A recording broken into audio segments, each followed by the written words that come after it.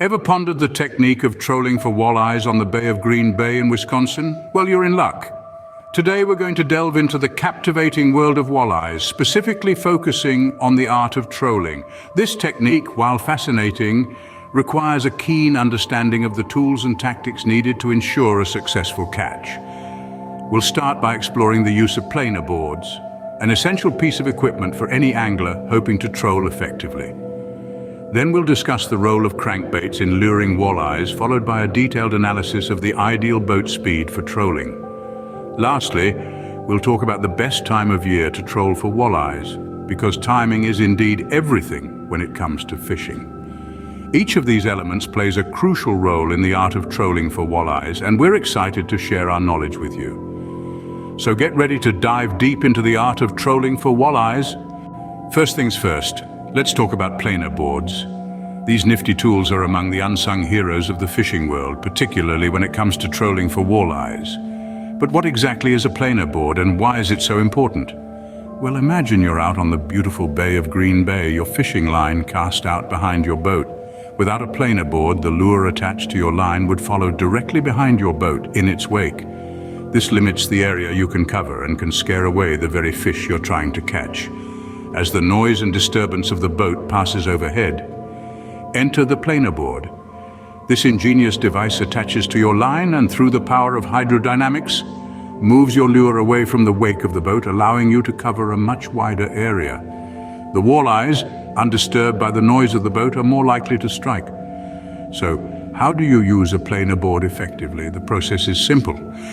You first let out your line with the lure attached, then attach the planer board to the line. As you continue to let out line, the planer board moves away from the boat, taking your lure with it. Once you've reached the desired distance, you lock the line in place and wait for the walleyes to bite. The beauty of planer boards is that they allow you to fish multiple lines at once, each at a different distance from the boat. This significantly increases your chances of a successful catch. And remember, the key here is to adjust your distances based on where the walleyes are feeding. Patience is paramount when using planer boards. Walleyes are crafty creatures, and it may take a while before they decide to bite. But with your planer board in place, you're covering a wider area, presenting your lure in a more natural and enticing way. When you master the use of planer boards, you're one step closer to the perfect catch. Now that you've got your planer boards ready, it's time to lure the walleyes in with some crankbaits. Crankbaits are a popular lure among fishing enthusiasts, particularly those who troll for walleyes. But what exactly are they? Well, crankbaits are a type of fishing lure designed to mimic the action of a small fish or other prey when pulled through the water. They come in a variety of shapes, sizes, and colors, each one intended to attract a specific type of fish. When it comes to walleyes, crankbaits can be incredibly effective. This is because crankbaits can dive deep into the water, making them an ideal choice for trolling in the Bay of Green Bay, where walleyes are known to hang out in the deeper parts of the water column. The erratic movement of the crankbait, combined with its bright colors and rattling sound, can easily attract the attention of a walleye, enticing it to strike. There are several types of crankbaits that you can use when trolling for walleyes. Shallow diving crankbaits are great for fishing in shallow water, while deep diving crankbaits can reach the deeper parts of the bay. Lipless crankbaits, on the other hand, are versatile and can be used in a variety of fishing conditions. Each type of crankbait has its own unique action and vibration, which can attract different types of fish. Choosing the right crankbait for your fishing trip can be a bit of a challenge, especially with the wide array of options available. However, a good rule of thumb is to use a crankbait that matches the size and color of the local bait fish. You can also experiment with different types of crankbaits to see which one works best for you. Crankbaits can be a game changer when it comes to trolling for walleyes. They allow you to cover a large area of water quickly and effectively, increasing your chances of attracting a walleye.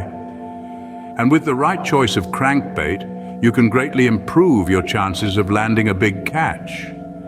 Remember, the right crankbait can make all the difference between a successful catch and a missed opportunity. You've got your planer boards and crankbaits, but how fast should you go? Let's talk about boat speed. Boat speed is an essential factor in successful walleye trolling. It's not just about getting to your fishing spot quickly, It's about maintaining the right speed to make your bait as attractive as possible to the walleyes.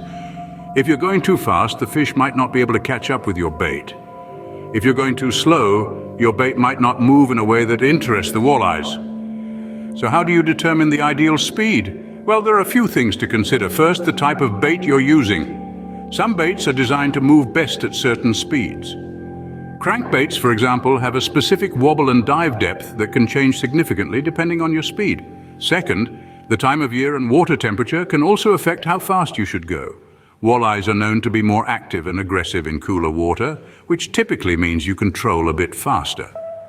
In warmer water, you might need to slow down a bit to give the fish a chance to catch your bait. Third, the depth of the water plays a role. In deeper water, walleyes might not see your bait if you're moving too fast. In shallower water, a faster speed might scare the fish away. Remember, these are just guidelines.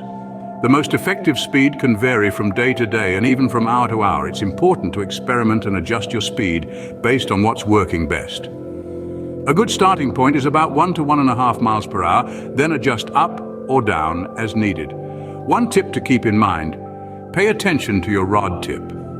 If it's pulsing in a steady rhythm, that's a good sign that your bait is moving in an enticing way for the walleyes. The perfect speed is key to ensure your bait is at the right place and the right time. Finally, let's discuss when you should head out for your fishing expedition. The crux of the matter is that the best time to troll for walleyes on the Bay of Green Bay in Wisconsin isn't set in stone. It's a nuanced answer that depends on various factors like weather patterns, water temperature, and the walleye's spawning cycle. Generally, the most advantageous time to troll for walleyes is during the transitional seasons of spring and fall. Let's dive into why these periods are so prized by anglers. Spring is when walleyes spawn, typically when water temperatures hover around 40 to 50 degrees Fahrenheit. Walleyes are more aggressive during this period and are often found in shallow waters, making them easier to catch. However, spring weather can be unpredictable, so always check the forecast before you set sail. As for fall, it's another prime time for walleye trolling. As water temperatures drop, walleyes start to feed heavily in preparation for the long winter ahead. This increased activity means they're more likely to bite, giving you a great opportunity to reel in a big one. The crisp fall air also makes for a delightful day out on the water.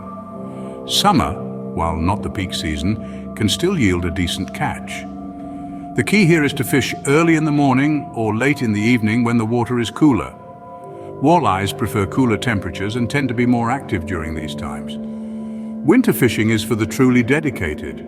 The frigid temperatures can make it a challenging endeavor, but with the right gear and a bit of patience, you can still land some walleyes. So, to sum it all up, spring and fall are the top seasons for walleye trolling on the Bay of Green Bay, with summer and winter offering unique challenges and rewards. Ultimately, the best time to fish is when you can. After all, a bad day of fishing is still better than a good day at the office, right? So there you have it. The perfect recipe for trolling walleyes. Remember, timing is everything. So to quickly recap our adventure into trolling for walleyes, we've ventured into the world of planer boards, understanding their pivotal role in optimizing our trolling spread and helping us catch those elusive walleyes. We've also delved deep into the realm of crankbaits, exploring their unique ability to mimic the motion of a fish's natural prey. Truly a game changer for any fishing enthusiast. We've discussed the importance of maintaining the right boat speed, which can greatly influence your catch. Remember, it's all about finding that sweet spot, fast enough to attract the walleyes, but slow enough to give them a chance to bite. And finally, we've highlighted the best time of year for fishing on the Bay of Green Bay.